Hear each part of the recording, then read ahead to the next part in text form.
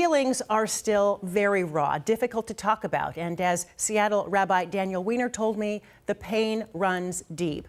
I sat down with him at Temple Di Hirsch Sinai on Capitol Hill to talk about the heartbreak his congregation is feeling and the silence from friends and faith leaders he did not expect. We are a small people, about 15 million throughout the world, and with such a small population, all of us inevitably are 1 or 2 degrees of separation from those who were murdered. What was your initial reaction to it? My initial reaction was, on the one hand, some degree of disbelief, but also a deep and abiding hurt and I think a rude awakening that our most cynical and darkest expectations of what those who hate us want to do, that level of savagery and barbarism was still possible. Is there anything that's most terrifying about the moment that we're in? This moment has unleashed a level of contempt for Jews and outright hatred of Jews that we did not expect still existed in our society. And we expected that just as we have been there for those in need, in their time of need, we expected that would be reciprocated for us. That suddenly we're recognizing that doesn't apply to Jews. I can feel your disappointment in that.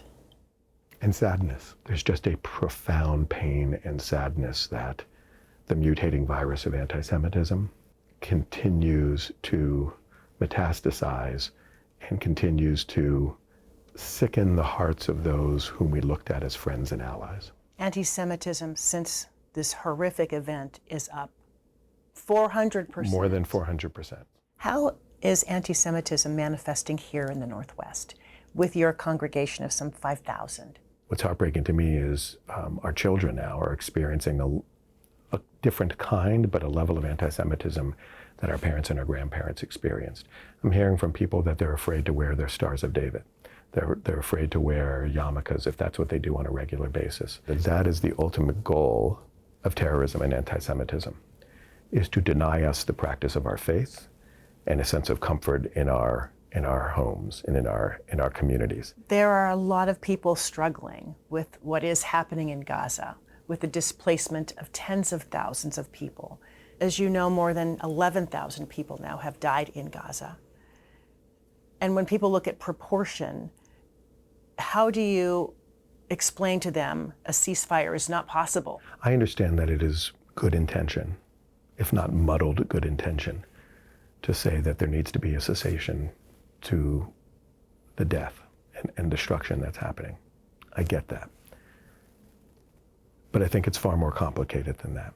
A ceasefire will enable Hamas to regroup and to rearm, and will extend the death and destruction that's happening right now. So as incredibly painful as it is to witness the agonizing impact upon the Palestinian civilian population, again, part of what Israel is doing is not only eliminating Hamas as a danger to Israelis and to Jews, but it is seeking to liberate the Palestinian people once and for all from Hamas's reign of terror.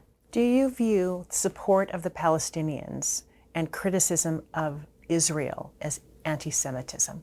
Criticism of Israel in and of itself is not anti-Semitism. But I think it's the ultimate intention of that criticism that is the dividing line.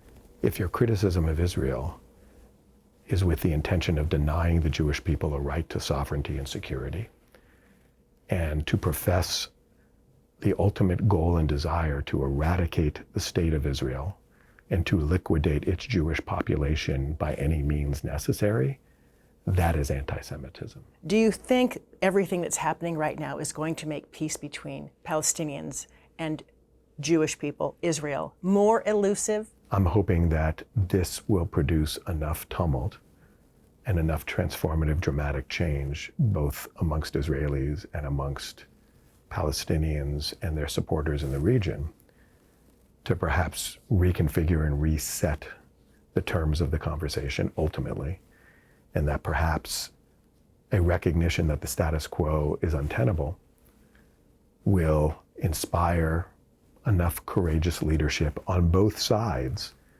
to make the concessions and to embrace the possibility for peace that I think still is available to us. Is that the way forward in your mind? Is that the only way forward? I think that's the only way forward.